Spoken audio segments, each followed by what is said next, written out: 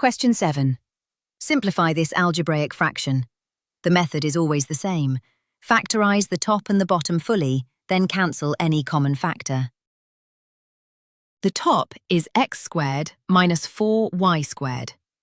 Both parts are perfect squares. X squared is x squared, and 4y squared is 2y, all squared. So this is a difference of 2 squares. With a equal to x and b equal to 2y, it factorizes to x minus 2y times x plus 2y. The bottom is x squared plus 4xy plus 4y squared. This is a perfect square. Check. X plus 2y, all squared, expands to x squared plus 2 times x times 2y. That's 4xy. Plus 2y squared, which is 4y squared. It matches exactly.